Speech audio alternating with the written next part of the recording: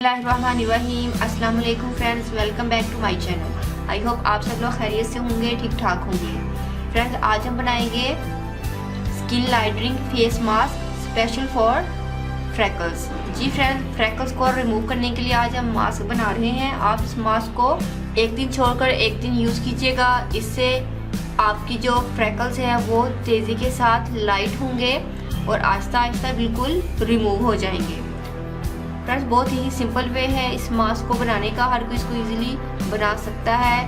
तो चलिए फ्रेंड्स, इसको बनाना स्टार्ट करते हैं। फ्रेंड्स, ये है मेरे पास मूली का जूस। इसको मैंने फ्रिज में स्टोर करके रखा हुआ था। अब मैंने इसको निकाल के बाहर रख दिया था ताकि ये मेल्ट हो जाए, क्योंकि ऊपर फ्रीज़र में रखा था। फ्रेंड्स, आपने इसी तरीके से इसको जूस बना कर रख लेना है, क्योंकि जो मूली है ये इस सीज़न में ख़त्म हो जाती है।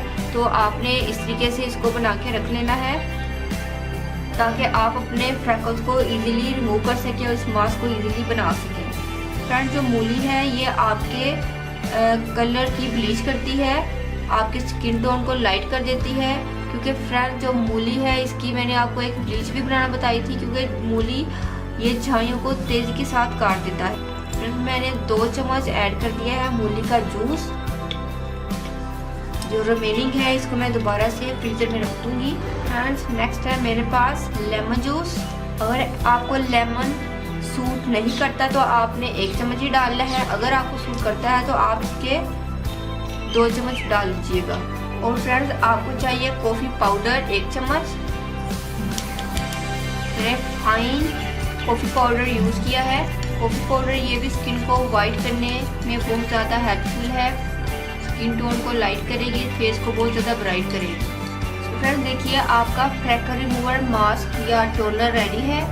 फ्रेंड्स, आप इसका दिन में 1 मरतबा ही यूज़ करेंगे, लेकिन फ्रेंड्स आपने इसको एक दिन छोड़कर एक दिन यूज़ करना है। फ्रेंड्स, पहली मरतबा के इस्तेमाल से ही आपकी जो स्किन टोन है वो 1 नहीं बल्कि 2 शेड लाइट होगी, क्योंकि जो लेमन जूस है ये भी आपकी स्किन टोन को लाइट करता है, स्किन की ब्लीचिंग करता है, और मूली जूस भी ब्लीचिंग करने में लेमन जूस से डबल काम करती है।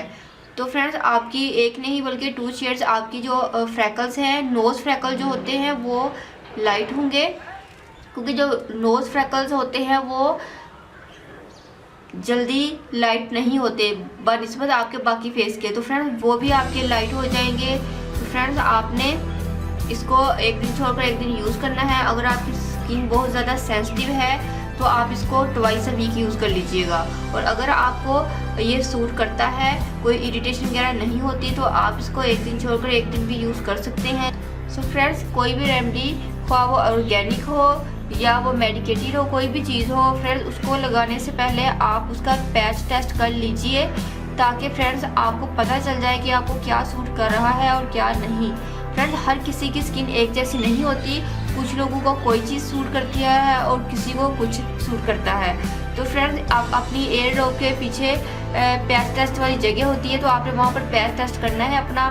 थोड़ी सी क्वांटिटी में आपने जो चीज़ बनाई है उसको लगाना है। अगर आपको किसी किस्म की इरिटेशन नहीं हो रही, कोई इन्फेक्शन नहीं हो रहा, तो फ्रेंड्स आप उसको इजीली अपने फेस पर अप्लाई कर सकते हैं। तो फ्रेंड्स, जो एयर ड्रॉप के पीछे वाली जगह होती है वो हमारी स्किन के बिल्कुल मुताबिक होती है। जो चीज़ वहाँ पर सूट करेगी वो हमारे फेस पर भी करेगी। और अगर आपके फेस पर एक्नी है और आप एक्नी वाली कोई चीज़ सूट करना वो अप्लाई करना चाहते हैं, तो फ्रेंड्स आपने अपने फोरहेड की एक्नी पर सबसे पहले उसको 2-3 एक्नी पर आप इसको अप्लाई करना है। अगर आपको सूट कर रही है तो आप बाकी फेस पर अप्लाई कर सकते हैं। और एक्नी वाली जितनी भी चीज़ें हैं आप सिर्फ उसको अपनी एक्नी पर ही अप्लाई किया कीजिए, ताकि आपकी एक्नी स्टिंग को बाकी फेस पर अप्लाई करने की ज़रूरत नहीं होती। फ्रेंड्स, आई होप आपको मेरी बात समझ में आ गई होगी। और फ्रेंड्स, आपने इसको आपने इसको एक दिन छोड़कर एक दिन यूज़ करना है, या फिर आप इसको ट्वाइस अ वीक यूज़ कीजिएगा। फ्रेंड्स, आपको ये इतना ज़्यादा फ़ायदा देगा और आपके फ्रैकल्स बाकी में ही रिमूव होना शुरू हो जाएंगे। और फ्रेंड्स, आपने इस प्रोसेस को कंटिन्यू रखना है जब तक कि आपको इसका बेस्ट रिजल्ट नहीं मिल जाता और आपका जो फेस है वो बिल्कुल क्लियर नहीं हो जाता पिगमेंटेशन और फ्रैकल्स से। फ्रेंड्स, इसके साथ ही फ्रेंड्स अगर आपके फेस पर ब्लैक स्पॉट्स या ब्राउन स्पॉट्स होंगे तो वो भी बिल्कुल क्लियर हो जाएंगे। उम्मीद करती हूँ कि फ्रेंड्स आपको मेरी भी रेमेडी जरूर पसंद आई होगी। फ्रेंड्स, अगर आप लोगों ने फर्स्ट टाइम मेरी वीडियो देखी है तो आप प्लीज़ मेरे चैनल को सब्सक्राइब कर दें और मेरी वीडियो को लाइक और शेयर करना भी मत भूलिएगा। साथ ही बेल आइकन पर भी क्लिक कीजिएगा ताकि मेरी हर आने वाली न्यू वीडियो आपको इजीली मिल जाया करे और कोई भी रेमेडी आपसे मिस ना हो सके। तो हमें याद रखिएगा, मिलते हैं नेक्स्ट वीडियो में किसी और अच्छी सी रेमेडी के साथ। तब तक के लिए अल्लाह हाफिज़। Thank you for watching my videos.